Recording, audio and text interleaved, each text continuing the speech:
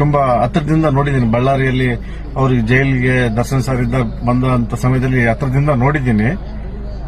ವ್ಯಕ್ತಿಗೆ ಕೋಪ ಜಾಸ್ತಿ, ಆದ್ರೆ ತಾಳ್ಮೆ ಹೆಚ್ಚು. ಪ್ರೀತಿ ವಿಶ್ವಾಸ ಅನ್ನೋದು ಹೇಳಕ್ಕಾಗಲ್ಲ, ಕ್ವಿಂಟಲ್ ಗಟ್ಲೆ ಐತೆ. ಯಾಕಪ್ಪ ಅಂತಂದ್ರೆ ನಾವು ದರ್ಶನ್ ಸರ್ ಅಭಿಮಾನಿಗಳೆಲ್ಲ ಸದಾ ಚಿರಋಣಿ ಆಗಿರ್ತೀವಿ.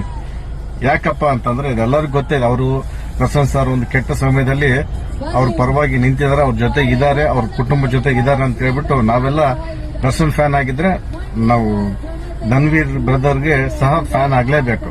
ಯಾಕಪ್ಪ ಅಂತಂದ್ರೆ ಕಷ್ಟ ಸಮಯದಲ್ಲಿ ಅವ್ರದಿಂದ ಸಹಾಯ ತಗೊಂಡಂತ ಯಾವ ಒಬ್ಬ ನಟರು ಅಂತ ಹೇಳ್ತೀನಿ, ಮರ್ಯಾದೆ ಕೊಡಬೇಕಾಗುತ್ತಲ್ಲ. ಯಾಕಂದ್ರೆ ಬೇರೆ ಭಾಷೆ ಮಾತಾಡೋಕ್ಕೂ ನನಗಿಷ್ಟ, ಬಟ್ ನನ್ನ ಫಾಲೋವರ್ಸ್ಗೆ ಆಗ ಕರ್ನಾಟಕ ಜನತೆ ತಪ್ಪು ಮಾಹಿತಿ ಹೋಗ್ಬಾರ ಅಂತ ಹೇಳ್ತಾ ಇದ್ದೀನಿ.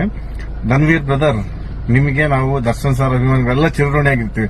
ಇದೆಲ್ಲ ಸುದ್ದಿ ಭಾಷೆ ಮಾತಾಡೋಕ್ಕಿಂತ ನಿಮ್ಮ ಸಿನಿಮಾ ಟ್ರೈಲರ್ ನೋಡಿದ ಬ್ರದರ್, ಹೈಗ್ರೀವ ದಯವಿಟ್ಟು ಎಲ್ಲರೂ ಸಪೋರ್ಟ್ ಮಾಡಿ ಅವ್ರಿಗೆ ಬೆಳೆಸೋಣಂತೆ.